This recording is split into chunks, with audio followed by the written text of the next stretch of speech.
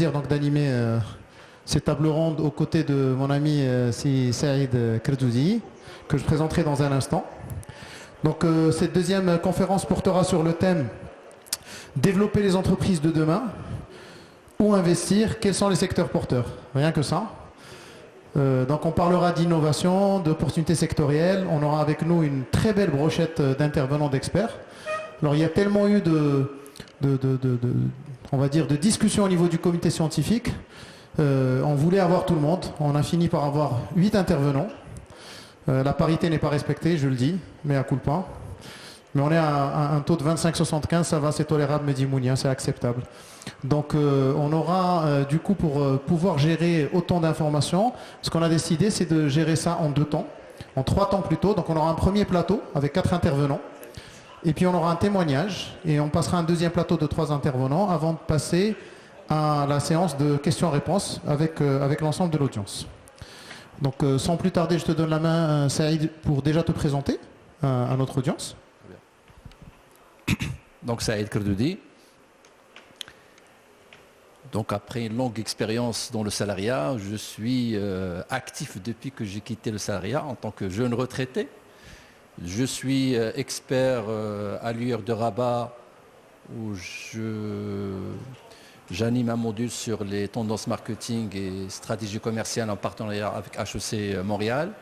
La deuxième casquette qui est très, je dirais, intéressante, je suis administrateur et expert dans une fondation présidée par Monsieur le Conseiller de Sa Majesté André Azoulay. C'est une fondation qui opère dans, je dirais, la recherche, l'innovation. Donc, en 2 mots, on accompagne des jeunes chercheurs marocains et surtout accompagner des jeunes start-up. Voilà. Merci Saïd. Je reprends le micro. Donc Saïd, je te prie de t'installer. Je vais donc appeler les intervenants au premier plateau de cette table ronde que je vous demande d'accueillir sous vos applaudissements. Monsieur Karim Amour. Madame Sylvia Carter, Monsieur Ali Mahrez et Monsieur Erdouan Heloui. Je vous demande de prendre place. Je laisserai le soin à mon ami Saïd de les présenter, de les introduire et je vous souhaite une très belle conférence. Merci.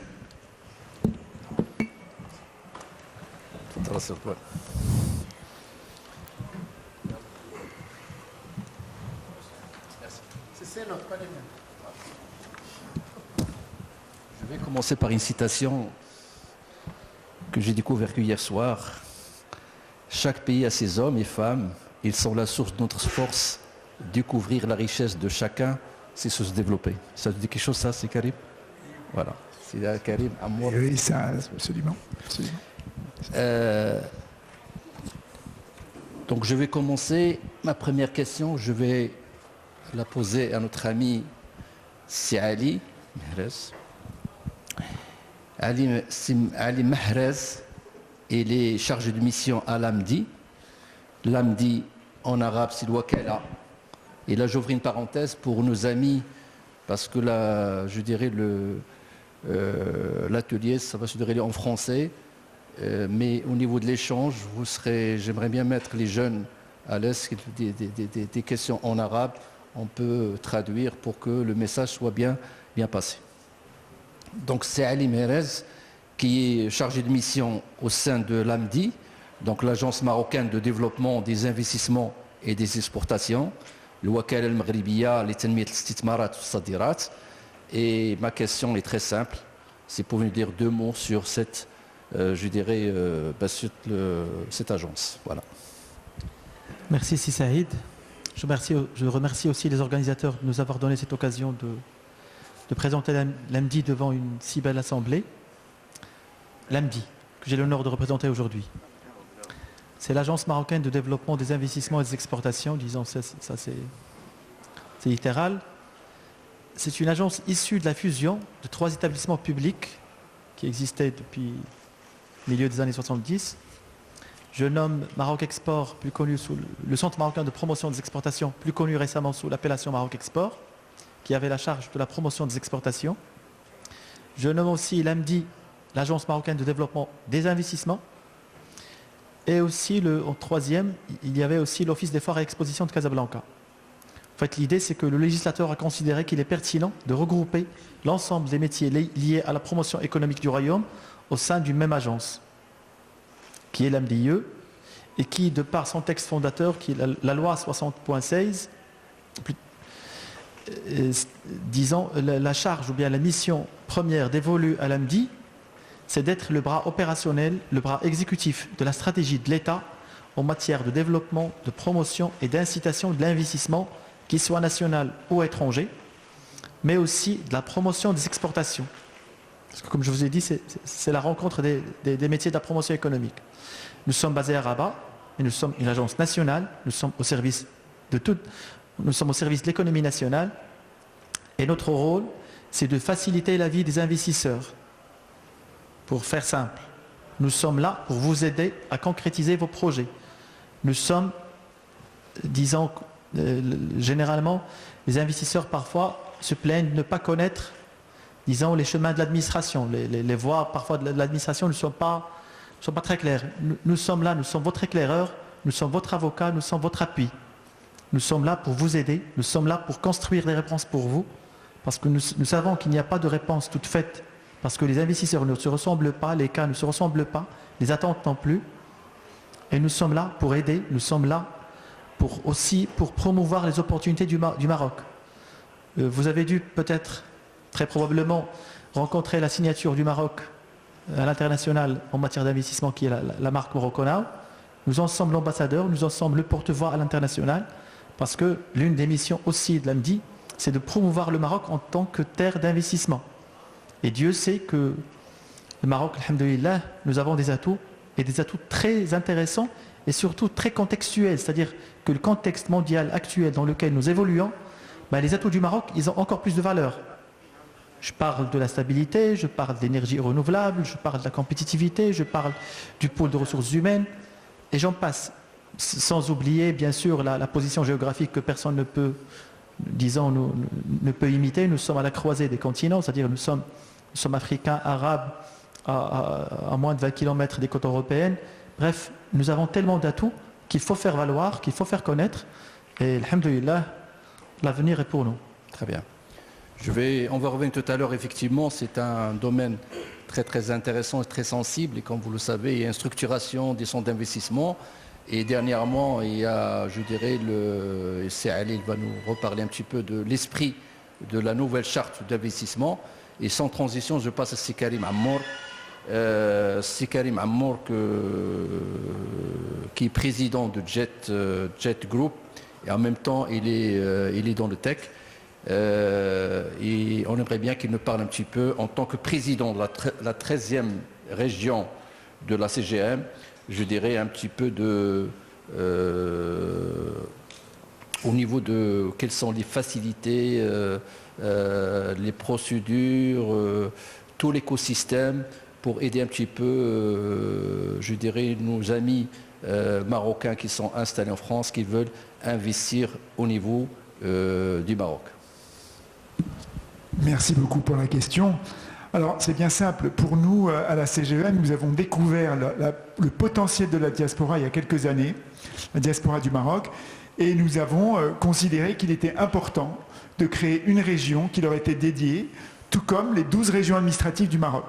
Et donc, nous avons créé cette région, la 13e région, qui porte le nom de MEM by CGEM, Marocains entrepreneurs et haut potentiel du monde.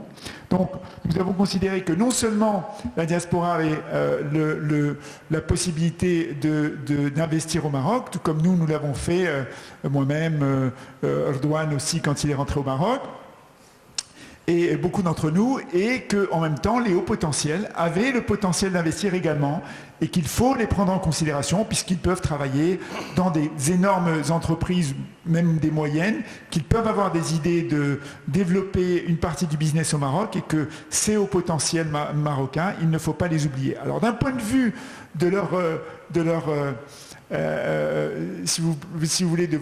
développement au Maroc, Ce qu'on a constaté, c'est qu'on a fait une étude sur les 40 années de gouvernance de la diaspora au Maroc, et ce qu'on a découvert, c'est qu'il y avait des hooks, c'est-à-dire des hameçons pour pouvoir leur permettre d'évoluer. Ce dont il manquait, c'est de corridors pour pouvoir se retrouver dans leur acte d'investir. Alors ce qu'on a fait, c'est que pour embrasser l'ensemble de la diaspora marocaine, il faut savoir qu'elle est installée dans pratiquement 140 pays, donc c'est quand même un lourd tribut. On est pratiquement 6,5 millions de Marocains, et plus avec 1 million, pratiquement 200 000 en Israël. Donc nous avons une grosse communauté à gérer. Alors pour qu'on puisse la gérer, nous avons établi des piliers à la CGEM. Le premier pilier est un pilier de mentorat qui permet à la fois au potentiel de pouvoir accompagner les entreprises qui se trouvent au Maroc, mais aussi d'être accompagnés par un entrepreneur marocain dans leur secteur. Nous avons 37 fédérations dans la fédération des systèmes d'information et 55 métiers. Donc de pouvoir les accompagner à la fois dans leur métier, mais aussi dans leur région, parmi les 12 régions. Le deuxième pilier est un pilier d'accompagnement à l'investissement dans lequel nous avons des commissions thématiques. Nous avons une commission tech, nous avons une commission énergie, nous avons une commission finance. Nous avons des commissions de l'acte de bâtir, et à travers ces commissions, nous accompagnons la diaspora dans ces différents actes d'investissement. Le troisième pilier, qui est le pilier de la R&D triangulation, c'est-à-dire qu'un haut potentiel ou un entrepreneur marocain peut, à partir des inventions qu'il a développées, peut très bien se connecter avec les universités ou centres de recherche marocains au service d'un projet sur le terrain. Le quatrième pilier, qui est le pilier Business Ambassador, il permet à un Marocain de représenter la diaspora marocaine des investisseurs dans une région donnée, et nous avons une cohorte d'ambassadeurs qui est en train de s'organiser, mais aussi les entreprises de sa région qui veulent investir au Maroc. Et inversement, il peut représenter un produit fabriqué au Maroc dans la région dans laquelle il se trouve. Donc c'est dans les deux sens, sachant que l'AMDIE s'occupe des deux volets, celui de l'investissement au Maroc et celui de la représentation des produits marocains à l'étranger. Et le cinquième, qui est magique, qui est la possibilité pour un Marocain qui se trouve à Singapour de s'associer avec une Marocaine qui se trouve à New York pour développer un projet en Côte d'Ivoire. Donc ce n'est pas forcément au Maroc que ce projet va atterrir, mais in fine, vous le savez comme moi, la diaspora marocaine a le cœur au Maroc et le business ancré partout dans le monde, et in fine, ils finissent par venir investir dans leur pays de prédilection d'une manière ou d'une autre. Voilà. Très bien. Merci beaucoup. Alors, merci beaucoup aussi Karim. Donc je vais donner la parole à Redouane Helwi. Redouane Helwi, il va nous parler un petit peu, comme vous savez, il y a une certaine transition, mais en douceur, en retour d'investissement, en retour d'expérience, étant donné il est venu de l'étranger, il a investi au Maroc. Redouane Helwi, il est président de la fédération numérique, c'est ça, au niveau au Maroc, et en même temps CEO, en tant que patron, CEO, la société s'appelle RedTech, c'est ça. Donc, effectivement. On commence par la première question. Le retour d'expérience pour... Salam alaikum. Merci en tout cas pour ce panel. Je réponds à Karim, je suis entré au Maroc. Parce que rentrer, ça veut dire être né au Maroc, avoir grandi, avoir fait des études et partir et revenir. Moi, j'ai eu un parcours différent. Je suis né en France, j'ai grandi en France, j'ai travaillé en France et je suis rentré à l'âge de 34 ans au Maroc pour pouvoir effectivement réaliser ce rêve marocain. On parle de rêve, mais le rêve marocain, il existe. Ça fait 13 ans que je suis installé. Je suis venu en fin 2009 et j'ai pu effectivement découvrir le pays. Je ne connaissais pas du tout. On venait, le cliché de la 504 avec le porte-bagages. Et puis, c'était quand même, quand on parle du cœur, moi, mes parents m'ont transmis effectivement la notion du cœur de ce pays. Donc, ils m'ont transmis dans mon éducation. Et effectivement, ça m'a beaucoup marqué. Et je me suis dit, à un moment donné dans ma vie, arrivé à l'âge de 34 ans, apparemment, c'est un âge où les gens se posent beaucoup de questions, d'identité, entre guillemets. Et je me dis, j'aimerais contribuer effectivement au développement et à l'évolution de mon pays. Et c'est là que j'ai décidé effectivement de venir m'installer et de découvrir le monde de l'entrepreneuriat, parce qu'effectivement, les vacances c'est une chose, mais l'entrepreneuriat c'est autre chose. Il y a aussi un état d'esprit d'entreprise marocain qui est assez différent quand même de l'état d'esprit qu'on a peut-être ailleurs. Et au fur et à mesure, je dirais par adaptation, par curiosité, par échange. Et il y a un petit truc aussi qu'il faut connaître pour les gens qui s'installent au Maroc. Intéressez-vous aux proverbes. Proverbes marocains, ça veut tout dire. Il y a des proverbes, effectivement, qui aident à comprendre, effectivement, le référentiel culturel du pays et qui permettent, effectivement, de pouvoir s'insérer et de comprendre un certain nombre de fonctionnements. Et donc, j'ai créé ma boîte, effectivement, en 2015. J'en ai créé d'autres. Et il n'y a pas très longtemps, il y a 5 mois maintenant, 4 mois, je connaissais très bien la fédération parce que depuis 2018, avec sa loi, avec laquelle j'avais beaucoup travaillé sur les problématiques de compétences. Ensuite, avec Amine, qui m'a demandé de continuer avec lui. Et puis, petit à petit, on m'a demandé de devenir président. Bon, honnêtement, je ne l'avais pas en tête, mais je me suis dit pourquoi pas. Donc, je me suis annoncé et finalement, effectivement, j'ai été élu avec une conviction véritablement de développer. Et c'est un secteur, le numérique est un véritable secteur de plein d'opportunités et qui peut être un véritable levier pour notre économie nationale. Merci. Merci. Merci Serdouane. Je m'adresse à Sylvia. Alors Sylvia Carter, c'est une Italienne dont il est présidente et fondatrice de la société To Web or Not To Web, c'est ça? C'est ça, To Web or Not To Web. Donc c'est une société spécialisée dans l'exportation numérique. Exactement. Exactement. Hein. Ma question est très simple. Quels sont les enjeux du digital pour les export managers, Sport managers? Oui. En fait, merci d'abord de partager ce panel, de cette opportunité de partager ce panel. Je suis effectivement pas marocaine. J'ai aucun lien avec la diaspora marocaine. Et donc, je vous apporte un regard un petit peu différent par rapport à l'entrepreneuriat.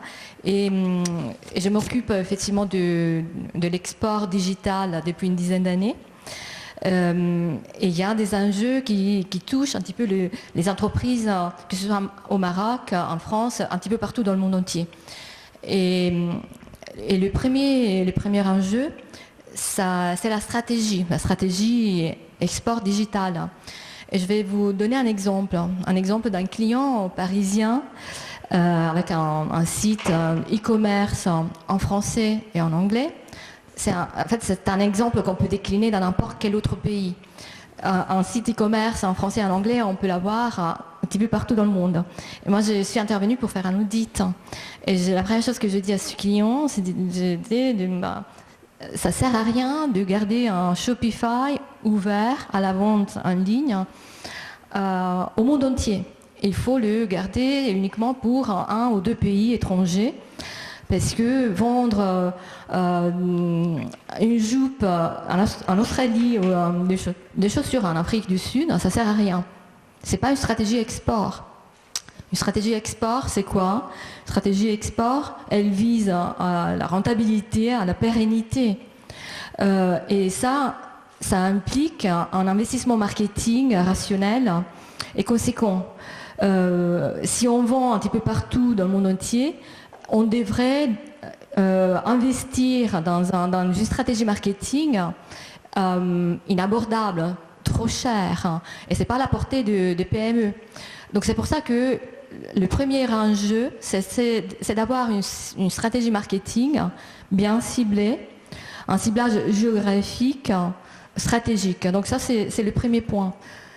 Le deuxième enjeu, c'est lié au ciblage géographique. Parce que ce ciblage impacte pas seulement le marketing, ça va impacter également la logistique, ça va impacter les produits, les prix. Ça va surtout impacter les autres canaux qu'on peut utiliser en ligne pour vendre à l'étranger. Parce que souvent, les entrepreneurs, une fois qu'ils ont ouvert leur site de vente en ligne que ce soit au Maroc ou sur d'autres pays, ils vont dire ah bah ça c'est fait. Donc maintenant, voilà, je suis bon. Et ben ça c'est pas vrai, c'est que le début. Dans un pays, le Maroc ou en France, dans d'autres, en Australie, il y a le site de vente en ligne en propre, mais il y a aussi des sites revendeurs.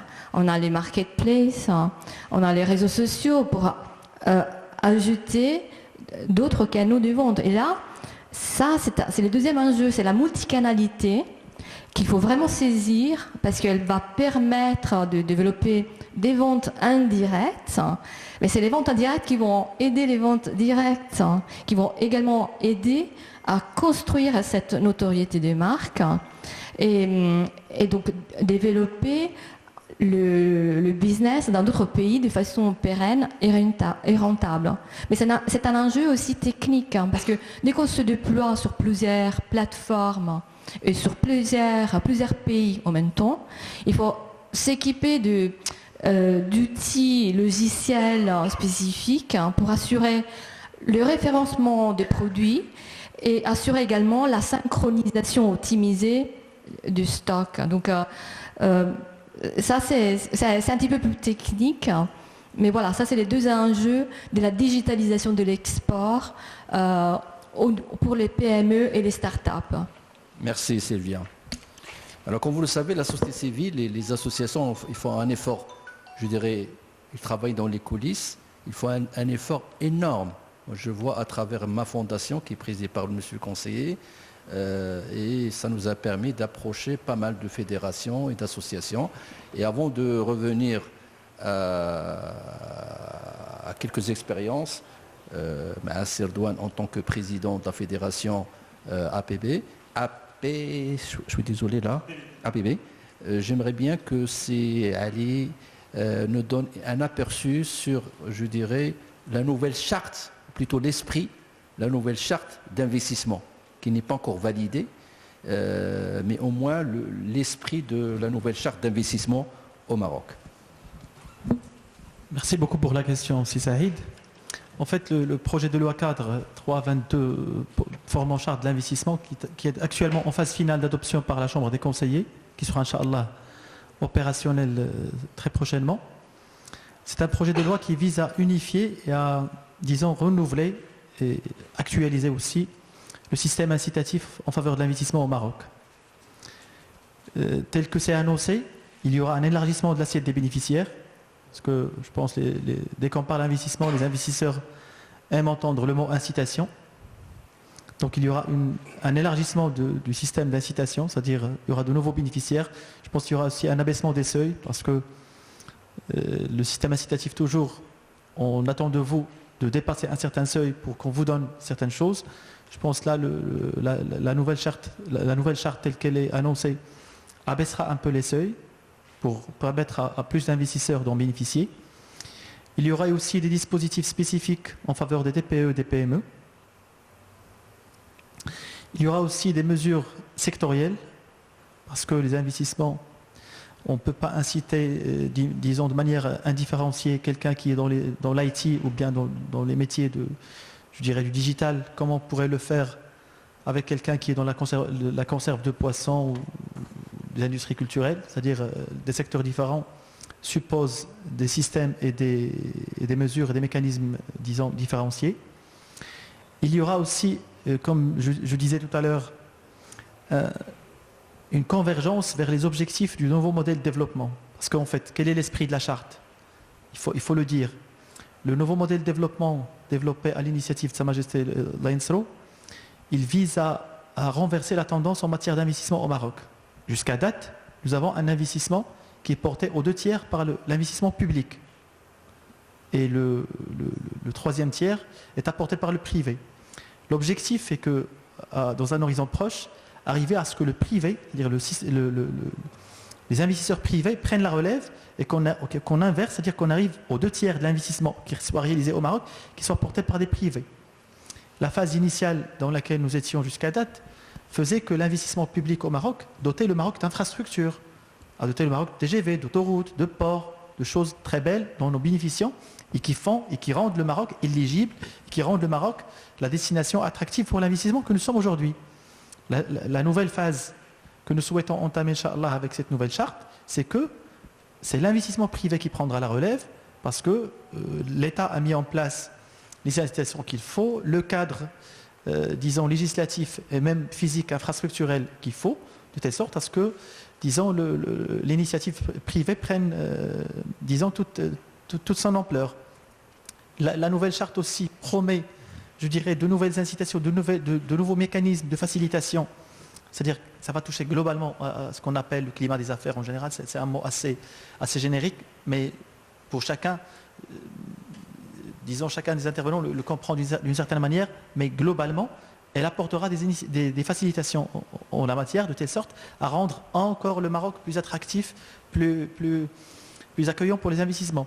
Il y aurait aussi probablement des mécanismes régionaux, parce que l'État souhaite inciter les investisseurs à aller vers des régions, je dirais, moins attractives que l'axe Rabat-Konetra, ou bien plutôt que Konetra-Casa, parce que, disons, quand vous allez par exemple aux destinations, je dirais, je ne voudrais pas nommer certaines régions, mais bref, toutes les régions ne se valent pas. Donc quand vous allez montrer la volonté d'aller dans ces régions-là, ben, l'État mettra un peu plus.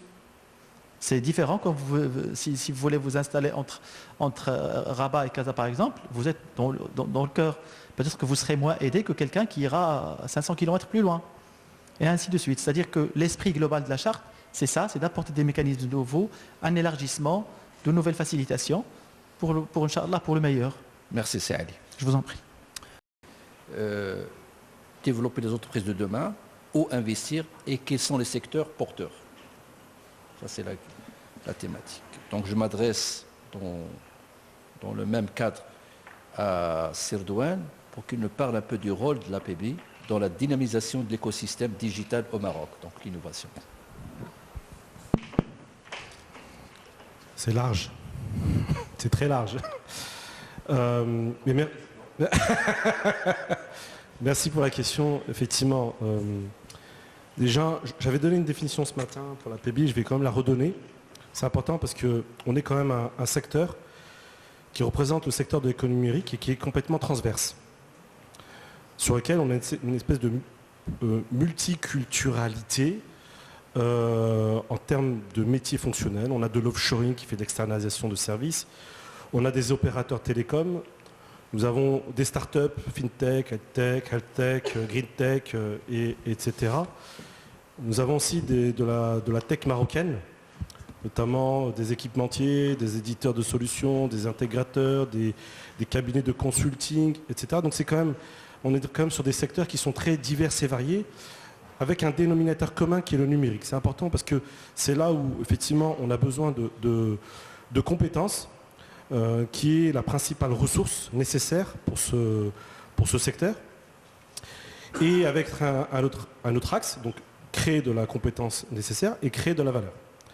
Donc, de manière à pouvoir effectivement être un producteur du numérique et non pas subir le numérique.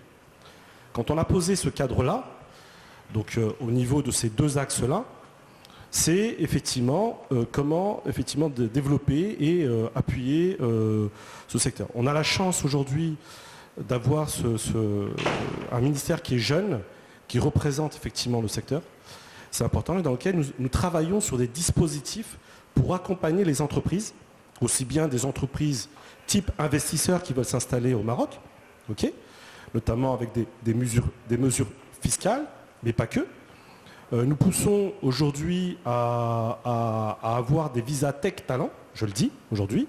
Pourquoi ? Parce que si on veut se positionner comme un hub du digital, il faut ouvrir les frontières. Excusez-moi, c'est dit au moins, parce que d'autres pays l'ont fait et ne se privent pas de prendre nos ressources.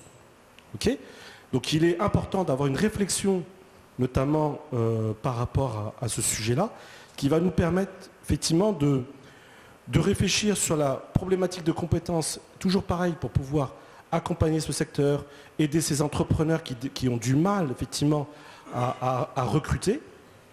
Il faut réfléchir sur plusieurs axes, du très court terme, du court, du moyen et du long terme. Ça, c'est la problématique de compétences. Au-delà de la notion de Visatech, bien entendu, la diaspora est la bienvenue en termes de compétences pour pouvoir effectivement aider notre secteur. Nous réfléchissons aujourd'hui à la mise en place d'un comité sectoriel de compétences qui va nous permettre d'ajuster l'offre et la demande, toujours pareil, pour répondre aux professionnels. C'est-à-dire, les professionnels vont pouvoir identifier, valider les métiers dont ils ont besoin. Et pas un fonctionnaire qui va décider à la place des professionnels. Dit comme ça, c'est choquant, mais dans la réalité, c'est comme ça. Donc ça va être véritablement structurant pour notre secteur et puis aussi pour les autres, effectivement aéronautique, automobile ou autres qui veulent suivre la même tendance, à savoir ajuster l'offre et la demande, l'offre, l'ensemble des acteurs d'information et la demande des professionnels, dans lequel il y a un engagement des professionnels. Ça, c'est la partie compétence. Sur la partie valeur, l'accompagnement à la production. Donc, pour éviter de subir effectivement le numérique, il faut mettre en place des mesures, des accompagnements, des incentives qui vont permettre de développer le produit marocain. La préférence nationale, c'est une chose, mais n'importe qui peut avoir cette casquette de préférence nationale. Il suffit qu'une société étrangère vienne s'installer, elle a un registre de commerce marocain, elle a la préférence nationale. Nous, on veut aller plus loin. Essayer de pousser le Made in Morocco. C'est-à-dire cette préférence non seulement sur la société locale, à minima, mais en plus que la conception et le développement soient faits au Maroc et qu'il y ait effectivement une facilité pour que des entreprises privées, mais aussi du public, puissent acheter, développer le produit marocain. Et Dieu sait qu'aujourd'hui, juste une chose, on nous pique nos compétences. Quelque part, on sait faire de l'informatique et on est très bon là-dessus. Donc ça veut dire, quelque part, on est capable de créer la valeur. Si on est capable de prendre ces compétences et de partir ailleurs pour créer la valeur à l'étranger, on a la capacité de créer la valeur chez nous. Et créer la valeur, ça va nous permettre d'avoir beaucoup plus de marge que de faire de l'externalisation de services. Je ne dénigre pas ça, c'est important. L'externalisation du service est une véritable locomotive pour notre pays. C'est important, puisqu'elle nous permet de développer la compétence. Et effectivement, ces sociétés marocaines, elles aussi, travaillent avec elles de manière à pouvoir effectivement s'échanger, etc. Donc, pour moi, l'entrepreneur, si on veut développer ce secteur et l'entrepreneuriat dans ce secteur, on a besoin de ressources, de la compétence, et on a besoin de nous accompagner dans la création de la valeur. Très bien, merci. Je m'adresse à Karim Amour, qui est pour moi un homme très engagé et qui en même temps un homme d'affaires averti. Ma question est très simple. Il s'est lancé en premier lieu dans le tech, c'est ça, et après dans l'immobilier. Je dirais même l'immobilier économique. Est-ce que pour vous, l'immobilier économique, c'est un secteur porteur? Et j'aimerais aussi qu'il nous parle un petit peu de son retour d'expérience par rapport à son ouvrage d'entrepreneur. Et voilà. Merci pour la question, elle est très vaste. Je vais essayer de répondre d'une manière en silo. La première chose, c'est que c'est vrai, quand je suis rentré au Maroc, je suis né en Suisse, j'ai grandi en partie à l'étranger avant de rentrer au Maroc. Et quand je suis rentré, je me suis dit, qu'est-ce que je vais faire? Et puis, j'avais, depuis tout petit, une attirance pour la tech. C'était mon secteur de prédilection, c'était ce que j'aimais faire.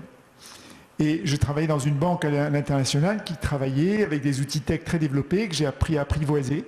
Et ça m'a permis de rentrer. Et donc, je me suis lancé dans la tech, notamment dans le secteur des grandes entreprises, c'est-à-dire banques, assurances, grosses administrations, défense nationale. Et à l'époque, il y a 30 ans, c'est pas pour me vieillir, mais il y a 30 ans, c'était des secteurs qui étaient en train de se rechercher dans le domaine notamment des systèmes d'information, puisque essentiellement, cette tech consistait à accompagner les grandes structures dans la gestion de leurs data.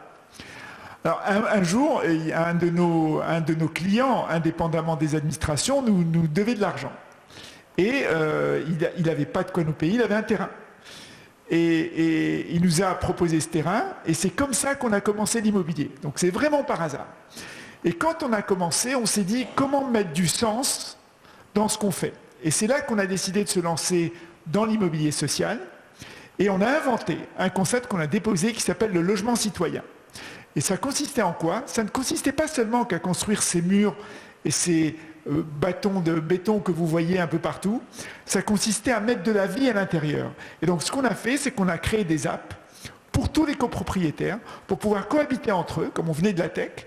Et on a créé des événements avec des journaux en digital qu'on leur envoyait, des événements pour accompagner les enfants, etc. Et donc c'est comme ça qu'on a donné un peu un sens plus humain, appuyé sur la tech dans le développement du social. Et ça a été un succès, alhamdoulilah, foudroyant, puisque on a produit entre-temps plus de 50 000 logements au Maroc. On en a produit un certain nombre en Afrique également.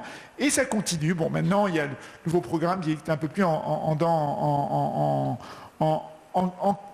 en évaluation, parce que ce n'est pas encore lancé. Alors, par rapport au livre dont vous parlez, il fallait, pour moi, que tout ce parcours, je puisse l'accompagner on va dire, de quelque chose qui était plus grand que moi, et qui était la possibilité de permettre aux étudiants en devenir, ou aux petits commerçants, comme ceux qui avaient réussi dans mon pays, que je connaissais finalement après l'avoir appréhendé, c'est-à-dire des Moulay Hafid al-Alami, des Miloud Chabi, des Moulay Ali Ktani à l'époque, des Othman Benjiloun, mais aussi des personnes qui ne sont pas forcément dans le business, c'est-à-dire des Aïcha Shinna, des Najet Atabou dans le domaine de l'art, des professeurs Harouchi dans le domaine de la recherche qui étaient vivants à l'époque, et des sportifs de haut niveau comme Badou Zaki et Hicham Grouj, de démontrer aux Marocaines et aux Marocains qu'au Maroc, d'où qu'on soit, de quelque région que ce soit, qu'on soit une femme ou qu'on soit un homme, on pouvait réussir. Et ce qu'on a fait avec un ami, c'est qu'on a étudié pendant 2 ans et demi cet écosystème d'entrepreneurs de tout secteur confondu, tout domaine confondu. Et on a découvert qu'ils partageaient tous 12 secrets. Alors je ne vais pas les partager, il faut aller acheter ce livre parce que l'ensemble des revenus sont donnés à une association qui pilote, qui aide des étudiants à entrer dans des grandes universités au Maroc. Et donc, on a découvert qu'ils avaient 12 secrets qu'ils partageaient et qu'on a vulgarisé auprès de tous les Marocaines et tous les Marocains qui étaient à ce niveau-là. Ce n'était pas un bouquin qui était écrit pour les élites, c'est un livre qui est écrit pour les gens qui ont l'envie et l'acte d'investir, mais qui ont un peu peur et qui se disent « Oui, Flen, il est né dans une famille riche » ou là, Flen a du piston, ou là, Flen, il a réussi par... Non, ils ont tous réussi pour de bonnes raisons qu'on a révélées. On a même pris l'exemple de prisonniers qui étaient dans le camp de Tazmamart pendant 17 ans, ou de prisonniers qui étaient à Tindouf pendant 27 ans, et qui nous ont montré comment ils ont réussi, par acte de résilience, à sortir de leur état et à encourager en teamwork tous les gens qui étaient autour d'eux à tenir le coup, parce qu'ils avaient vécu des années d'enfer là où ils étaient, et pour nous, ça constituait aussi un facteur de réussite. Voilà. Merci. Alors Sylvia, en 3 minutes, s'il vous plaît, là. Juste une question très simple. Je dirais, quels sont les nouveaux canaux et opportunités d'affaires? Alors, bon, ça aussi c'est très vaste. En termes d'opportunités, déjà, c'est par rapport aux enjeux que j'ai présentés tout à l'heure. Si vous trouvez des solutions en termes de stratégie ou en termes de multicanalité pour votre PME ou start-up, c'est déjà des très belles opportunités, et attention, en fait, parce que je parle toujours de multicanalité, je parle pas d'omnicanalité, parce que pour une PME, l'omnicanalité, c'est un petit peu compliqué. L'omnicanalité, notamment à l'international, c'est plutôt à la portée des L'Oréal, des Zara, des Coca-Cola et compagnie. Pour une PME, déjà, des bonnes solutions efficaces en multicanalité à l'international, ça vous amène, ça vous apporte des belles opportunités. Donc, au-delà de ça, dans mon opinion, par rapport aussi à mon expérience en tant qu'entrepreneur, je je pense qu'il y a une opportunité universelle qui touche, je dirais, tout secteur. Et c'est en fait l'entrepreneuriat en soi. En gardant à l'esprit qu'en fait on n'entreprend pas pour devenir Steve Jobs ou pour devenir Elon Musk. On n'entreprend pas pour devenir forcément milliardaire. On démarre une entreprise parce qu'on a une passion, parce qu'on est capable de transformer cette passion en projet qui va être en mesure de créer de la valeur. De la valeur pérenne qu'on peut même transmettre après nous. Ça, c'est la vraie opportunité, selon moi, qui permet à des gens comme moi ou comme quelques-uns parmi vous de s'élever chaque matin pour poursuivre cette passion, créer cette valeur. Et voilà, si vous êtes dans cette situation, j'ai un seul conseil, c'est d'y aller. Carpe diem, les entrepreneurs. Merci Célia. Merci à mes amis. Et je donne la parole à Rida. Super. Merci beaucoup, on peut les applaudir. On reviendra vers eux tout à l'heure pour la séance de questions-réponses. Donc je vous invite à reprendre place. J'ai le plaisir d'inviter Mehdi Ziadi, qui est directeur des investissements. Il se présentera avec le titre exact que moi écorché. Oui, tu te mets là où tu veux, tu peux prendre un micro-baladeur ou sur le pupitre. Et Mehdi donc va partager avec nous un certain nombre de dispositifs et de programmes qui sont portés par CDG Invest. Tu nous expliqueras, Mehdi, c'est quoi CDG Invest, c'est ça? Bien sûr. Et puis un peu un retour d'expérience sur les premières modalités de ces programmes. Donc tout ça en 10 minutes TTC. Merci Mehdi. Je ne sais pas si vous m'entendez. Oui, ça marche. Alors, le thème est très intéressant. Développer les entreprises de demain. C'est exactement dans notre ADN. Alors, CDG Invest, c'est la filiale investissement du groupe CDG, que vous connaissez tous, la Caisse des dépôts. Et au sein de CDG Invest, on couvre toute la panoplie, toute la chaîne de financement. En fait, on finance de la petite jusqu'à la très grande entreprise, en passant par de la PME. Il y a un fonds aussi thématique. On fait aussi de l'infrastructure.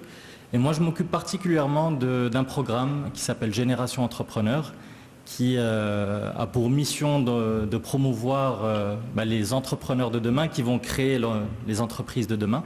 Donc, au-delà de, je crois, une analyse sectorielle, je vais plutôt plonger sur les facteurs clés de succès, sur tout ce qui contribue à la réussite d'un projet de demain, enfin du moins ce qu'on regarde nous et ce qu'on pense être pertinent.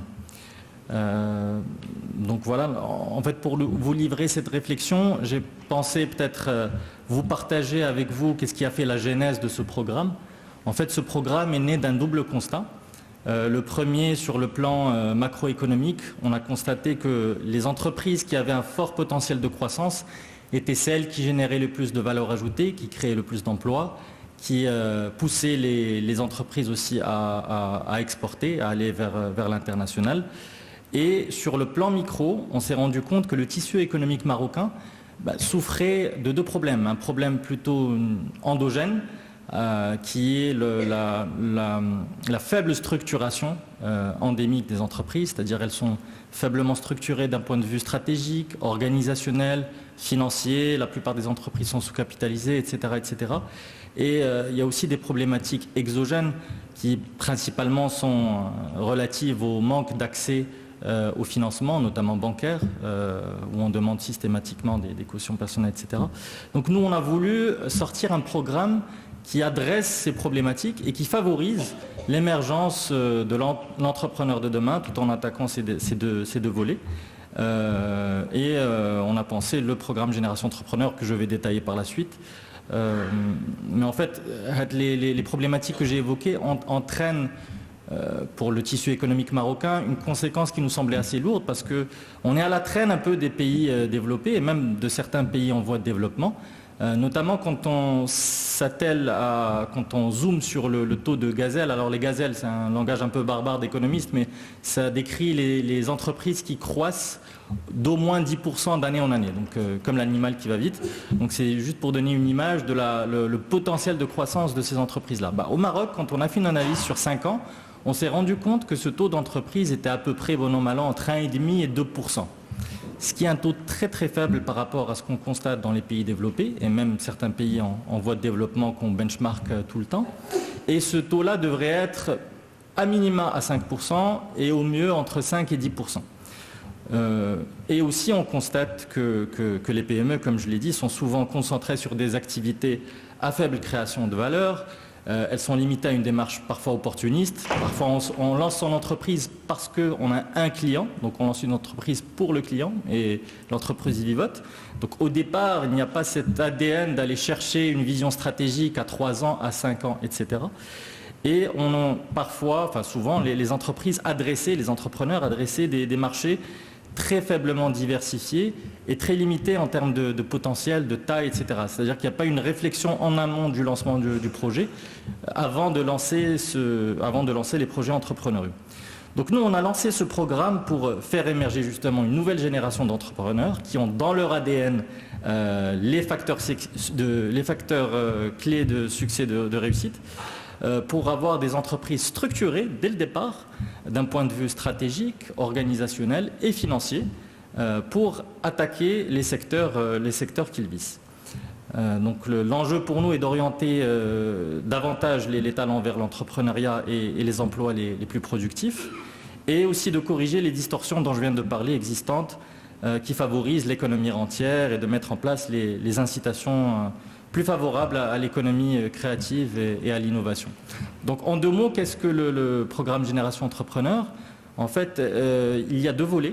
Il y a un volet accompagnement qui est justement très fort parce qu'on croit beaucoup à l'accompagnement pour changer justement ce mindset et puis renforcer les projets en amont avant de les financer. Puis il y a le volet financement où on alloue une enveloppe qui peut aller jusqu'à 20 millions dirhams pour des projets soit en création, soit en amorçage. Donc on a défini la maturité de l'amorçage à 5 ans. Donc c'est des projets de 0 à 5 ans, dans les domaines de l'industrie et des services, où il y a une démonstration qu'il y a un fort potentiel de croissance. Donc il faut être actif soit sur des marchés profonds, des marchés larges, ou des marchés en forte croissance. Donc on regarde aussi beaucoup les marchés qui sont dirigés vers l'export parce que forcément ça atténue le risque de la profondeur du marché. Et une fois on travaille un travail d'accompagnement et d'expertise qui est fait en amont avec les entrepreneurs, comme je l'ai dit, une fois qu'on a renforcé et ficelé le projet, on va investir jusqu'à 20 millions dirhams en fonds propres ou quasi fonds propres, contre une prise de participation minoritaire. Donc nous, on est tout le temps minoritaire, on n'a pas tendance à être majoritaire parce qu'on veut laisser l'entrepreneur gestionnaire et maître à bord de son entreprise.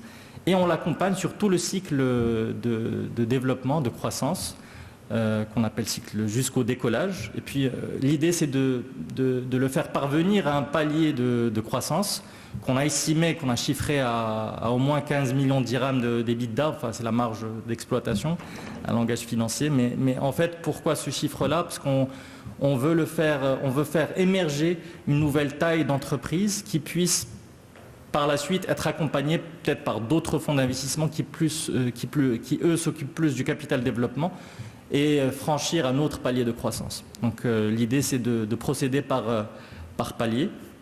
Donc on a été surpris, on a lancé un premier appel à projet, on a été agréablement surpris par la qualité déjà du deal flow, comme on l'appelle, des candidatures. On a reçu plus de 120 candidatures, dont 40 ont été analysées et sélectionnées. En fait, on a eu des échanges avec 40 d'entre elles qui rentraient directement dans la thèse du programme. Et sur les 40, aujourd'hui, on est en phase finale. On a tenu d'ailleurs notre premier comité d'investissement la semaine dernière, en phase finale pour investir dans une dizaine d'entreprises, suite à la délibération des différents comités. Donc les principaux enseignements en fait, qu'on a tirés de ce premier appel à candidature, c'est qu'il y a encore de la place pour l'entrepreneuriat, parce qu'il y a dans des secteurs estimés classiques, entre guillemets, parce qu'il y a beaucoup de gens qui disent non, mais il y a des sociétés bien établies, donc je ne vais pas aller les titiller, je ne vais pas lancer dans tel et tel secteur. Ben non, en fait, la majorité des dossiers qu'on a reçus sont dans des secteurs dits classiques. Donc on a de l'agroalimentaire, la valorisation de certaines filières, on a de l'industrie, on a de l'emballage, on a de la santé, on a de l'éducation, on a du retail, B2C, B2B. Enfin, c'est des secteurs classiques, mais avec un angle qui est innovant. Alors l'innovation, ce n'est pas que de la technologie. Il peut y avoir de l'innovation dans les process, une innovation dans la manière de percevoir le business, dans le business model, dans le positionnement, dans les partenariats clés qu'on va chercher. Enfin, tout un tas de facteurs clés de succès qui peuvent démarquer l'entreprise de ce qui se pratique et qui nous démontrent que l'entreprise va pouvoir chercher, grignoter des parts de marché et croître rapidement pour atteindre des tailles critiques. Donc l'entrepreneuriat dans des secteurs classiques est encore d'actualité. D'autant plus que les panélistes auparavant ont évoqué de nombreuses initiatives qui sont très intéressantes, ce qu'a lancé l'AMDIE et pour moi révolutionnaire. La charte de l'investissement, c'est quelque chose qui va faire bouger les choses. Il y a aussi d'autres acteurs de l'écosystème qui favorisent des verticales. Il y a Thiam Wilcom, ancien CCG, qui favorise les entreprises tech. Il y a le nouveau fonds de fonds Mohamed VI qui va favoriser aussi, il y a des poches dédiées à l'innovation et à l'entrepreneuriat. Enfin, il se passe beaucoup de choses et il fait bon d'être entrepreneur aujourd'hui au Maroc, parce qu'il y a un beau momentum et il y a encore des opportunités. Et puis je conclus peut-être là-dessus, parce que je crois que je suis en train de déborder, n'est-ce pas Reda? Je conclus juste en disant que les maîtres mots, nous en tout cas de ce qu'on regarde, les maîtres mots, c'est d'abord la vision stratégique. Il faut asseoir une vision stratégique et pas court-termiste, il faut voir loin. Après, les chemins de l'entrepreneur n'est pas linéaire. Il y aura du pivot, il y aura des changements de stratégie, mais au moins qu'on renouvelle cette vision stratégique à minima sur chaque 3 ans. Il faut avoir un business model et un positionnement qui est assis et bien détaillé, une organisation cible, parce que sans homme derrière, il n'y a pas de projet, une structuration financière idoine, c'est ce qu'on essaie de proposer, une gouvernance structurée et une constante flexibilité à travers de la veille. Voilà, je m'arrête là. Merci beaucoup. Merci beaucoup Mehdi, merci d'avoir été pile poil dans les temps. Donc je rappelle mon ami Saïd Kardoudi pour le deuxième plateau, toujours sur la même thématique. Et cette fois-ci, on va traiter d'autres secteurs. On va plutôt être dans la culture, dans la santé. Et donc des intervenants de qualité, on va dire, aussi intéressante que ceux qu'on a eu jusque-là. Donc j'ai le plaisir d'appeler Mounia Ara. Mounia, sous vos applaudissements, si vous voulez bien rejoindre votre place sur scène. Docteur Karim Oudikrassi, sous vos applaudissements aussi. Et Monsieur Ferek Tiani. Donc si vous voulez bien prendre place. Donc pour ce deuxième plateau, et je te repasse la main Saïd pour interpeller nos différents intervenants sur... cette fois-ci je te rends avant que tu me rappelles. Et je te repasse la main. Merci. Tout d'abord, je m'adresse encore de prendre note, parce qu'il y aurait un échange juste après ce deuxième panel. Parce que c'est à partir de l'échange que vous allez comprendre beaucoup de choses et essayer d'enlever tout le flou. Et j'en sais quelque chose parce que je suis en contact avec beaucoup de jeunes, entrepreneurs. Et nous avons de la chance aujourd'hui. Je remercie le premier panel. C'est des gens, très engagés, qui ont réussi malgré les difficultés. Donc la chose la plus importante que je veux vous transmettre, c'est la confiance.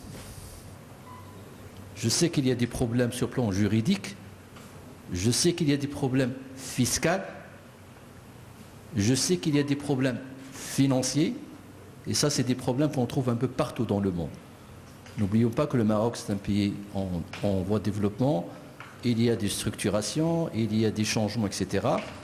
Et l'objectif de ce salon, c'est de vous transmettre des témoignages sincères de la part des gens qui ont cru à leur capacité en premier lieu et qui ont cru au Maroc. Voilà. Je suis très content d'animer un deuxième panel avec des gens, je dirais, qui ont investi dans des secteurs très innovants. Quand je rencontre un peu les jeunes entrepreneurs, c'est toujours la même chose. C'est l'agroalimentaire, c'est l'immobilier, c'est l'élevage, etc. Et les gens que je vais vous présenter, je vais commencer par Mounia, une femme fantastique, une femme marocaine qui vit à l'étranger, en France, et qui vient d'être primée, il faut l'applaudir, par le Awards Animation. C'était en mois de janvier, si je ne me trompe pas. L'année dernière. L'année dernière, c'est ça. L'année dernière, donc, il a raflé un prix au Animation World Show, donc dans l'innovation, dans l'animation culturelle, en quelque sorte. Il va vous expliquer ça tout à l'heure. Donc c'est Mounia Aram. Aram, c'est ça? Oui. Il va nous parler un peu de son expérience, retour d'expérience, en tant que femme marocaine, en tant que maman marocaine, parce qu'il a quand même, je viens d'apprendre qu'il a une fille aussi artiste. Elle, il fait le business, mais sa fille, il fait plus de... C'est ça? Là. Exactement. C'est de famille. Hein. Voilà. Je vais vous présenter un monsieur qui est mon voisin. C'est Fer Ktani, un des rares patrons marocains qui ont investi dans le business culturel et qui en même temps président de la Fédération des industries culturelles et créatives. Et notre ami qui vient de France, c'est un médecin. C'est Karim Ould El-Kassi. Donc il va nous parler un peu des opportunités dans la santé. Comme vous le savez, le Maroc, il a investi, ou il va investir 54 milliards de dirhams dans le secteur de la santé, au niveau couverture sociale et la retraite, etc., les allocations familiales. C'est un gros montant. Donc il y a tout un chantier de couverture sociale et qui va très très vite. Je pense en fin 2022, toute la population, à peu près 21 millions, qui seront couverts au niveau social, à l'AMO. Et l'année prochaine, ça sera les allocations familiales. Et d'ici 2025, c'est au niveau de la retraite, dans un secteur très porteur.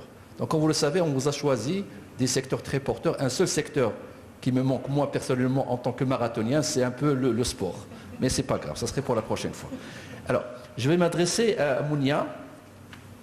Ma question est très simple. Si tu pouvais nous parler un petit peu, tu peux nous parler un peu du retour d'expérience sur l'industrie de l'animation comme opportunité d'investissement.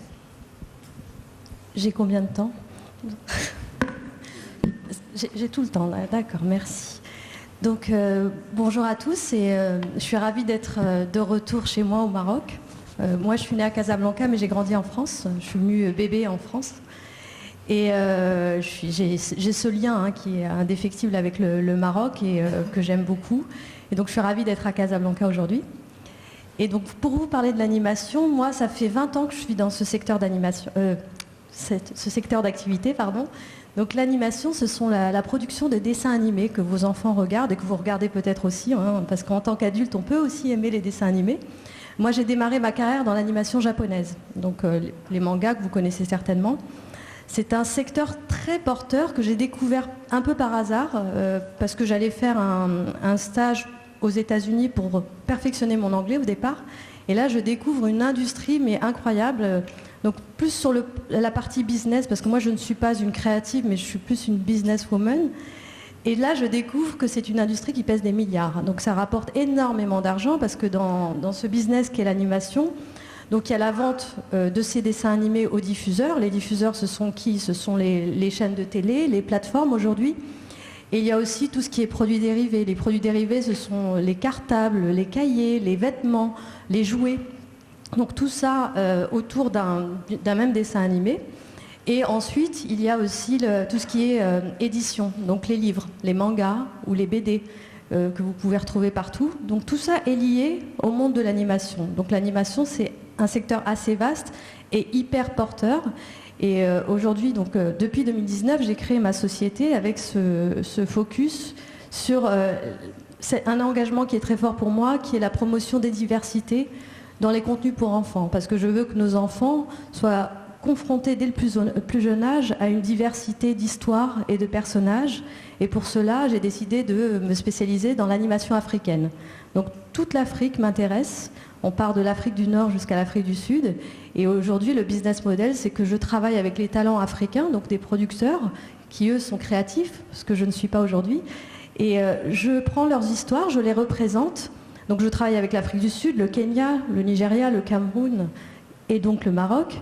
Et l'idée, c'est de représenter ces projets qui, pour moi, ont un potentiel. Je les présente à des producteurs internationaux qui font partie de mon vaste réseau. Et on va faire des coproductions ensemble dans l'espoir de vendre ces programmes partout dans le monde pour qu'ils soient diffusés auprès d'un plus grand nombre. Que nos histoires marocaines, traditionnelles ou modernes, que nos histoires sud-africaines, nos histoires ghanéennes puissent voyager partout dans le monde. Donc voilà le business model et voilà ce que je compte développer aussi au Maroc et qui est important. C'est un studio d'animation, donc on va fabriquer des histoires ici au Maroc avec un volet formation qui est très important parce que il ne suffit pas d'aimer l'animation, il faut savoir maîtriser les techniques et les logiciels qui sont assez spécifiques. Et donc j'ai signé un partenariat au mois d'octobre, là, que j'ai annoncé récemment, avec l'école d'animation parisienne, les Gobelins, qui forment les talents qui sont aujourd'hui débauchés, qui travaillent chez Disney, Pixar et qui travaillent partout dans le monde. Donc avec Gobelins, on va apporter la formation, la pédagogie au continent, donc en commençant par le Maroc, si tout se passe bien. Et on lance une summer school au Ghana et l'idée c'est de former un peu partout dans l'Afrique pour que l'industrie de l'animation africaine ait sa plus grande place sur la scène internationale. Donc voilà les potentiels de l'animation aujourd'hui. Je reviendrai vers vous pour qu'on parle un petit peu des opportunités au niveau Afrique qui reste quand même terre vierge. Je m'adresse à notre ami Sifir Ktani. Donc Sifir Ktani c'est le DG et fondateur des studios des arts que tout le monde connaît. Donc c'est la route d'Azmour, Hadi Boutaleb, Al Hassani. C'est tout un complexe. Donc j'aimerais bien qu'il nous parle des opportunités d'investissement dans ce secteur, je dirais, innovant, dans ce secteur des industries créatives et culturelles. C'est Fir. Merci Saïd. Bonjour à tous. Donc il y a 13 ans, j'ai eu la chance de pouvoir développer ce concept de centre culturel et artistique privé qui s'appelle le Studio des Arts Vivants. Et de par sa pluridisciplinarité, on a pu toucher à plusieurs filières de l'industrie créative, à savoir la musique, l'audiovisuel, les arts plastiques, les arts visuels de manière générale, mais aussi les arts de la scène, la danse, la musique instrumentale, la formation artistique, la formation technique et bien d'autres disciplines artistiques. On en parlait avec ma collègue tout à l'heure pour dire que la spécificité de l'entrepreneuriat culturel, c'est que la motivation économique n'est pas la première. On ne se lance pas dans une entreprise culturelle avec la seule envie de gagner de l'argent. Si on s'y prend bien, si on est passionné, si la passion est dévorante et qu'on maîtrise tel ou tel moyen d'expression artistique, en général, le succès économique suit. Le principe et la spécificité de ces entreprises, c'est qu'il va falloir savoir allier et concilier la logique artistique à la logique économique. Et c'est le challenge des entrepreneurs culturels de manière générale. Alors, par rapport à des opportunités de marché, il y en a beaucoup. Je ne vais pas tous les énumérer, mais j'ai écrit quelques notes. Étant donné qu'on parle beaucoup de digitalisation dans ce salon, il faut noter la forte digitalisation du secteur des ICC et le caractère transfrontière des contenus artistiques. Et ce qui en fait une très grande opportunité, que ce soit dans la musique, dans l'audiovisuel, dans le cinéma, dans l'édition. Aujourd'hui, même les œuvres d'art peuvent être digitalisées à travers les NFT. On a aussi des galeries en ligne à travers des viewing rooms qui permettent aujourd'hui d'avoir accès à des marchés internationaux. L'événementiel, qui fait partie des filières de l'industrie créative et culturelle, a aussi développé ce qu'on appelle les événements phigitaux, donc physiques et digitaux. Donc ce sont des événements hybrides qui permettent à la fois un présentiel physique et une présence en ligne des participants à travers des plateformes virtuelles de retransmission. Tout ceci constitue une opportunité qui est irréversiblement croissante, qui ne fera qu'augmenter, se développer et voilà. Et donc dans notre secteur, c'est vraiment une opportunité importante. Très bien. Alors Sefer El-Ktani, il est vice-président de l'association. Je vais revenir vers lui pour qu'il nous parle un petit peu du rôle de la fédération. Et je m'adresse maintenant à notre brillant médecin. Et j'aimerais bien qu'il se présente brièvement parce que son domaine est un peu, je dirais, très pointu. Et en même temps, s'il peut nous parler, je dirais, comment entreprendre dans le secteur de la santé, en fin de compte, avant qu'il nous parle un petit peu de retour d'expérience et comment il voit un petit peu, je dirais, ça serait la deuxième question, au niveau de l'investissement au niveau de la santé marocaine. Merci Karim. Merci beaucoup. Alors, est-ce que vous souhaitez que je réponde aux deux questions maintenant ou... Une seule question. Une seule question, d'accord. Bon. Je vais commencer par me présenter alors à ce moment-là. Donc Karim Oulkassi, donc effectivement j'ai plusieurs rôles. Donc je dirige notamment une fondation qui, contrairement à ce que son nom indique, ne finance pas des projets extérieurs. En fait, c'est un organisme de recherche en santé publique et qui est basé en France, donc à Paris. Et donc, qu'est-ce que l'on fait ? Eh bien, on fait des études en économie de la santé, en promotion de la santé, en épidémiologie. Et le but, c'est de publier ces études et ensuite, eh bien, de fournir de l'intelligence scientifique pour aider nos financeurs à prendre des décisions en matière de développement de services, en matière de santé. Alors, qui sont nos financeurs ? Eh bien, c'est la MGEN, donc c'est une mutuelle santé. Pour ceux qui ne sont pas familiers avec le système des mutuelles, au fait, en France, il y a la sécurité sociale qui rembourse une partie des soins de santé. Eh bien, l'autre soin, il est remboursé par des organismes de complémentaire santé. Et donc, mon financeur est un de ces organismes, donc la MGEN. Alors, pourquoi est-ce que MGEN fait cela ? Eh bien, tout simplement parce qu'elle cherche à diversifier son métier. Elle cherche à sortir du seul rôle de rembourseur de soins pour accompagner finalement les personnes qu'elle protège. Et donc, comme la santé est un milieu complexe, comme on touche à la vie des gens, eh bien, on se doit d'argumenter scientifiquement les décisions qu'on va prendre pour développer tel ou tel service dans tel ou tel champ de la santé. Donc, je le disais, ça illustre la diversification des métiers entre guillemets, des organismes assurances et mutuelles santé. Je vais vous illustrer cela à travers un autre exemple, c'est que la MGEN a créé avec d'autres mutuelles santé un groupe qui s'appelle le groupe VIV, VYV, ce qui m'amène du coup à mon deuxième poste, c'est que je suis le directeur scientifique de ce groupe. Et l'idée, encore une fois, c'est de fournir du conseil pour essayer d'aider à la diversification de ces mutuelles dans le champ de la santé. Et donc, à titre d'illustration, donc ce groupe n'est pas seulement un rembourseur de soins, il est aussi opérateur de plus de 1700 institutions, groupes de santé, donc hôpitaux, magasins de dispositifs médicaux, maisons de retraite entre guillemets et autres. C'est aussi un bailleur social. Alors vous allez me dire pourquoi un bailleur social ? Pourquoi faire des logements quand on est une mutuelle santé ? Eh bien tout simplement parce que le logement, c'est un déterminant de santé, ça contribue aussi à la santé d'une manière générale. Et donc, dans cette optique de diversification des métiers, on cherche à développer notamment le secteur de la e-santé, à développer le tissu entrepreneurial en France pour développer des services santé. Ça se traduit par exemple par l'alimentation d'un fonds d'investissement avec la Banque publique d'investissement et une mutuelle qui s'appelle Harmonie Mutuelle. Donc à titre d'exemple, c'est 40 millions d'euros d'investis pour développer 56 projets qui ont un rapport avec la santé. Autre illustration, et j'en terminerai avec mon propos de présentation, on va développer des services sur des moments de vie des personnes que l'on protège.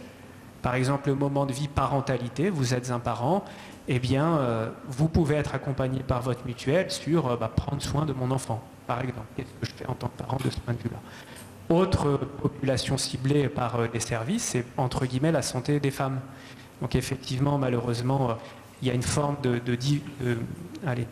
je me lance discrimination de ce point de vue-là, il y a moins de choses qui sont faites pour les femmes en matière de santé. Eh bien, l'idée, en tout cas, d'organismes comme les nôtres, c'est d'essayer de renforcer, en tout cas, la santé des femmes de ce point de vue-là. Donc voilà ce que je pouvais dire en me présentant. Très bien. Merci, Karim. Pourquoi je dis ça? Parce que, comme vous le savez, le ministère de la Santé, depuis maintenant presque 2 ans, ils ont fait,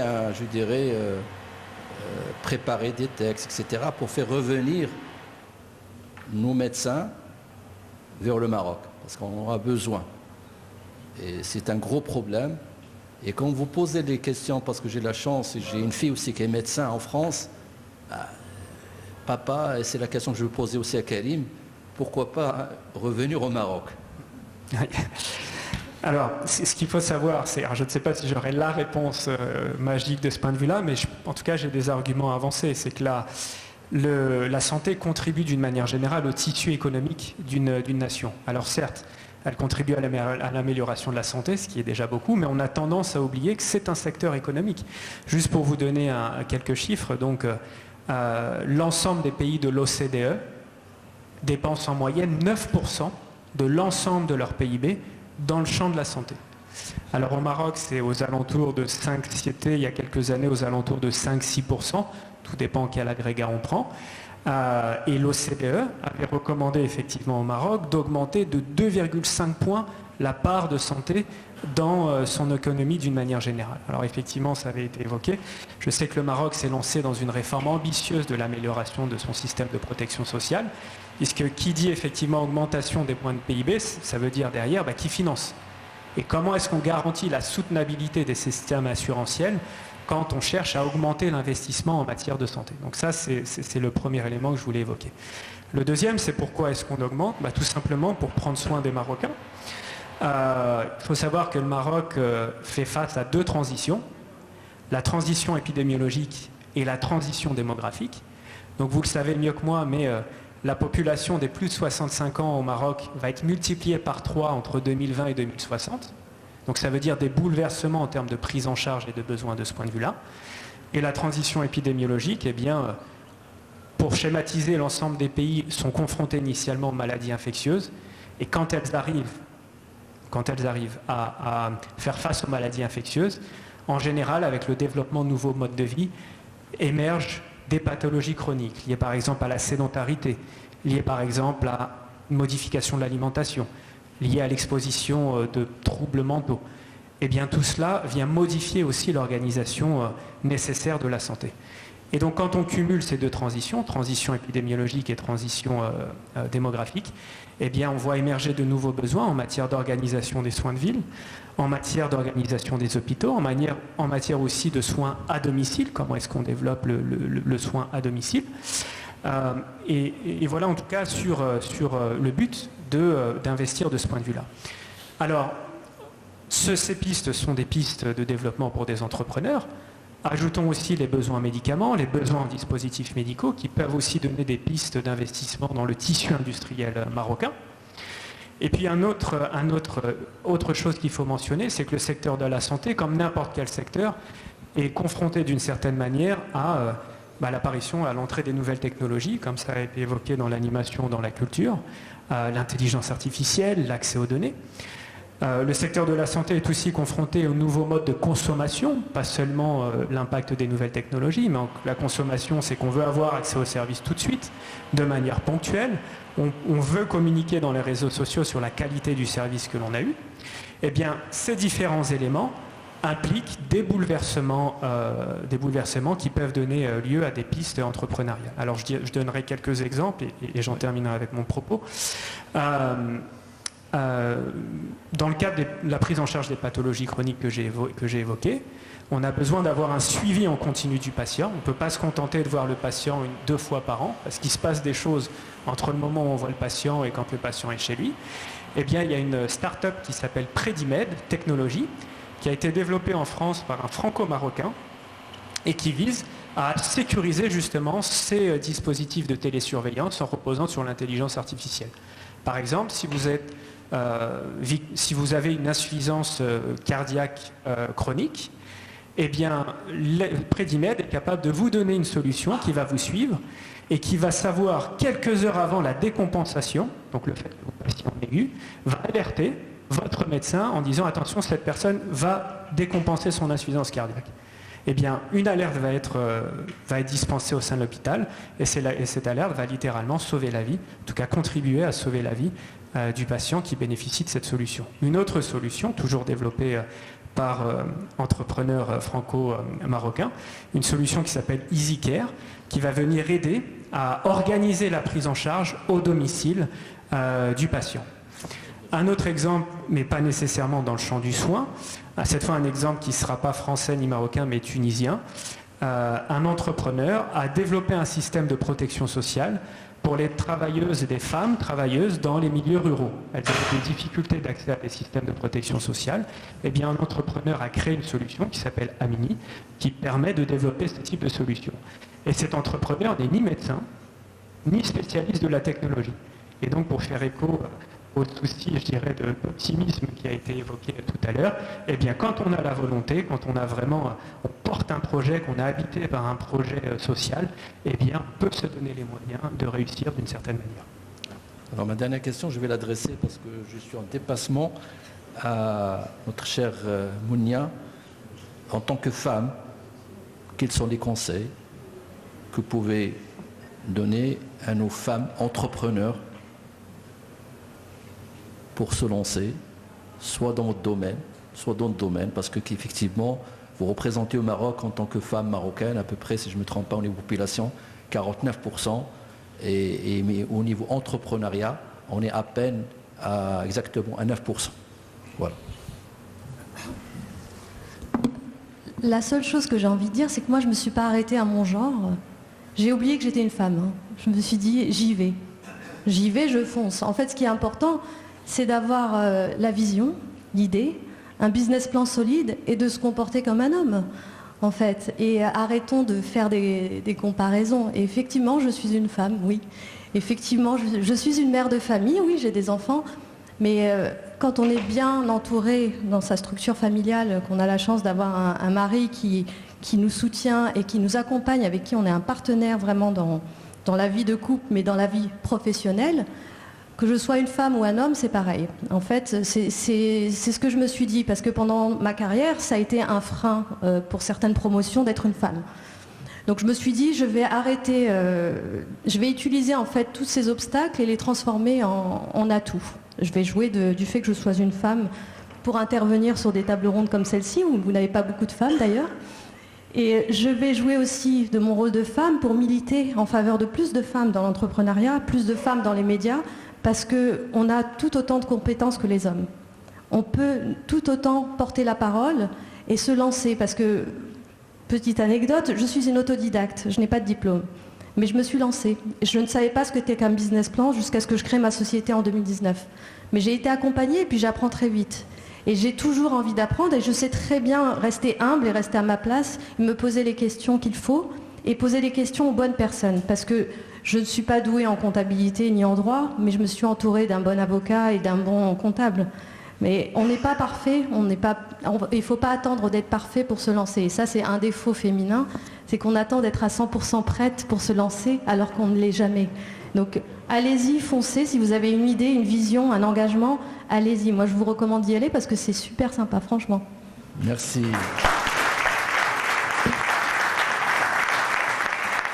Merci Mounia, merci Karim, merci Sifir.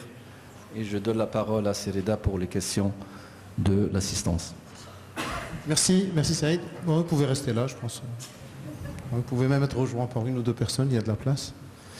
La parole donc est à l'assistance. Il y a des questions pour les différents intervenants sur les deux plateaux. Oui. Alors je vais faire...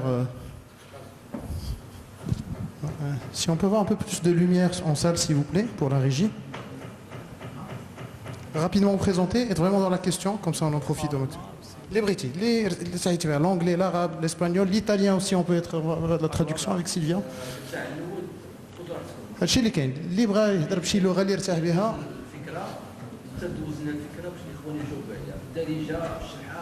قدم راسك الله يخليك وكونوا في الصواب في السؤال باش ما تعطلوش. السلام عليكم. كنشكركم بزاف على الوقت ديالكم اللي عطيتونا على الحضور ديالكم. كنشكر الناس اللي قدموا هذا السيمينار. زيدي ناخذوا دي نوت. سي بيان، سي تري تري تري بيان. بغيت نشكركم كاملين وتانسبيريت منكم بزاف. سميتي اسماعيل بارودي، جو سوي جرافيك ديزاينر. كندير الادفيرتايزين والديجيتال مجمعهم بجوج. مي صراحه لحد الان باقي ما لقيتش بان يا اما كنلقاو في داكشي في الكوتي ديال البوبليسيتي والبري بريس داكشي كنلقاو تراديسيونيل، كندوزو للديجيتال كنلقاو فيتور نوبل. ما كاينش واحد الكولابوراسيون بيناتهم في الوقت اللي انه بغيت تكون كولابوراسيون بيناتهم ونقدروا نجمعوا بيناتهم. تقدر انني تكون عندي ان ماغازين اون ليفر انتراكتيف مع التليفون ديالي غادي نجبدها كما تلونسا الميتا الفي ار رياليتي فيريتي. يعني داكشي ولا بوسيبل اننا نجمعوا ما بين تراديسيونيل وما بين الديجيتال، وهذا الشيء اللي كيعطي واحد البوان اللي تزيد بنا للقدام. انا بقى كل واحد كيجرب من جهه، تراديسيونيل كيجرب من جهه والديجيتال كيجرب من جهه، ما عمرنا غنديروا شي حاجه، نبقاو ديما هذا كيلوم في هذا وهذا كيلوم في هذا. اسمح لي. شكرا بارك الله. واش كاين شي سؤال؟ برودوي دي بروغرام لي انتراكتيف لا فوا لا سونتي لا فوا في اي حاجه كولتور اي حاجه انتراكتيف اللي تقدر تساعد الناس انهم يفهموها بواحد الطلاقه وبواحد ياخذوها دغيا بلا ما يحتاج واحد يبقى يشرح ليه ولا اي لغه غادي يشوف هذاك الانتراكتيف داك البروغرام غادي يفهم كيفاش نقدر انني. شكرا. Donc comment intégrer le domaine de la production, de l'animation, vu qu'il y a les compétences? Est-ce qu'il y a des pistes par lesquelles on devrait passer pour des gens qui veulent se lancer dans ce domaine-là? Et la question t'est adressée, Mounia, donc je n'hésite même pas à te demander de répondre. Bien sûr. Bah écoute, nous, ce qu'on va lancer d'abord dans un premier temps, c'est la formation. Parce qu'il y a des compétences, on les a repérées, on les a vues sur les réseaux sociaux, il y en a beaucoup. Mais comme je le disais au début, pour avoir un niveau de compétence international, parce que l'idée, c'est pas de produire pour que ça soit diffusé uniquement au Maroc et uniquement sur Internet. Ce qu'on veut, c'est que ce soit diffusé partout dans le monde. Donc on va venir et on va former les talents ici pour qu'ils aient le même niveau que les animateurs qui sont en France ou aux États-Unis. Le standard est le même? Le standard sera le même. Parce qu'on arrivera avec la pédagogie qu'on utilise à Paris et qu'on utilise aux États-Unis. Très bien. Mais pour répondre directement à la question de monsieur, pour quelqu'un qui veut se lancer, donc si j'interprète, donc il y a des formations dédiées pour réussir la reconversion. Il faut intégrer, oui, ces formations. Oui. Et c'est vrai qu'il y a quelques studios qui font de l'animation, notamment à Casablanca, mais qui ce sont souvent des agences de publicité et qui font de l'animation aussi. Non, c'est bon, non, il n'y a pas de complot. Une autre question, l'assistance? Question? Vas-y. Complément de réponse par la CRO. Oui, réponse. Tu peux te mettre debout. Smakallah. Il s'appelle comment? Ismaël. C'est Ismaël, finalement. C'est Ismaël. شكرا بزاف اسماعيل بالشيء اللي عجبني لا مانيير كيفاش هضرتي وحنا غنحاول نهضر بالدارجه باش نتفاهموا واخا ندير واحد المجهود. فهم بينما عندك واحد لا كومبيتونس هي au niveau du digital. بينما فهمتي بينما l'interaction parce que petit Mounia par rapport à Mounia sur la partie هذيك ديال l'animation داكشي حنا دابا بالنسبه لي كومبيتونس كونسيرنون في لا فيدراسيون ديال حنا كنديروا مجهود باش يكون واحد الكومونيكاسيون ما بين لي بروفيسيونيل ou les acteurs de formation ou les porteurs de projets donc, qui sont aussi des professionnels. Donc c'est bien, moi j'adore عجبتيني بينما خديتي الميكرو وبغيتي تقول شي حوايج وتوصلوا لهذيك الفكره فهمناها وباش عجبتيني بينما خصنا نتا حنايا نحاولوا كيفاش نهضروا مع الناس بحالك نتايا ونديروا دي كارفان وسط لي ريجيون وسط لي كارتيي باش نسمعوا لكم ونحاولوا نطبقوا les recommandations. Voilà.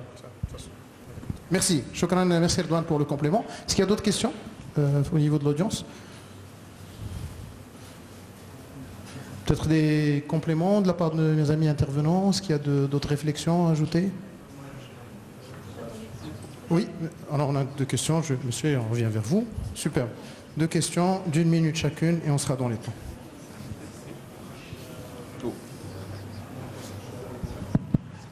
Oui, merci. Présentez rapidement. Non, c'est juste une petite intervention, c'est pas une question. D'abord remercier les intervenants, le panel. Merci pour ces initiatives.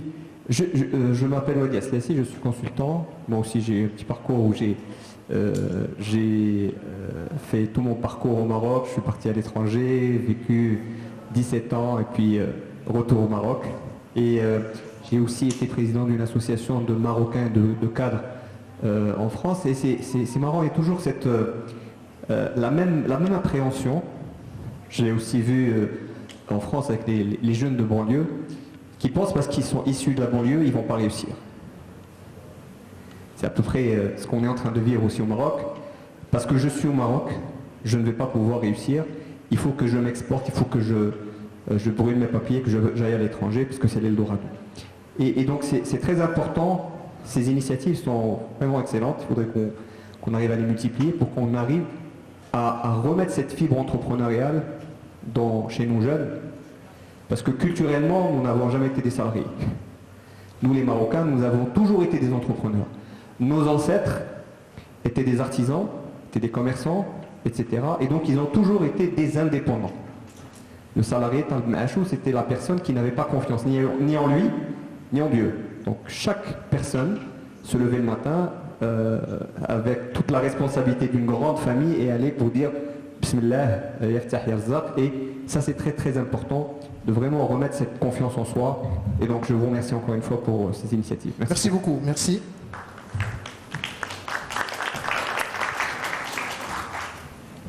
Bonjour, alors ma question s'adresse aux 3 intervenants et à l'animateur même. Moi, je suis né, j'ai grandi en France comme Mounia. Je suis un entrepreneur ici au Maroc et j'ai constaté qu'au Maroc, il y avait pas mal... la notion de compétence, elle était très différente de la notion de compétence qu'on a en France. Ici, il y a des compétences très spécifiques et bien structurées.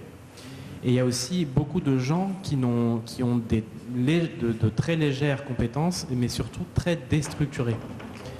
Pour donner un exemple très basique, tout le monde met sur son CV ici qu'il maîtrise Office, MS Office ou je ne sais pas, Photoshop.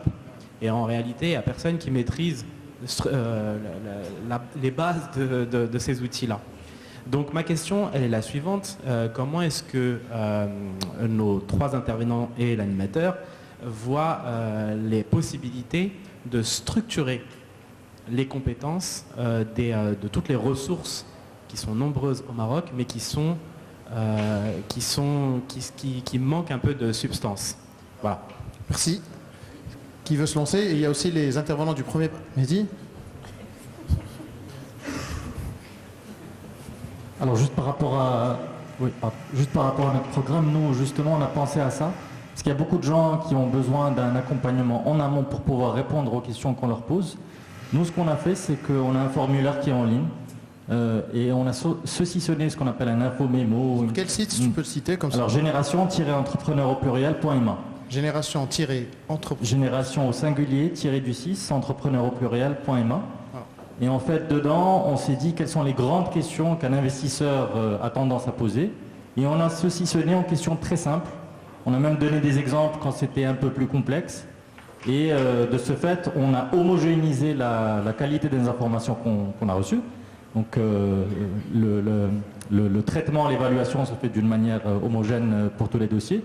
Et en plus, ça aide l'entrepreneur, le candidat, à structurer sa pensée et à se dire, bon, il me manque tel bout de l'analyse, etc. Donc je pense que c'est un des moyens. Merci Mehdi. D'autres compléments peut-être, les différents intervenants? C'est Ali, tu veux peut-être donner la perspective? Si tu peux juste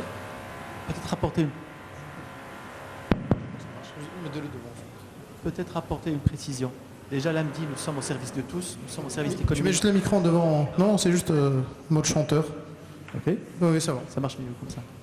Donc je voulais apporter une précision. Lundi, nous sommes au service de tous, nous sommes au service de tous les entrepreneurs au Maroc. Et je voulais aussi conclure par une anecdote. Il semblerait que un prof au bout d'une longue carrière, et rencontrait un de ses élèves qui était réputé cancre, disons, fini et parfait, au volant du Bentley.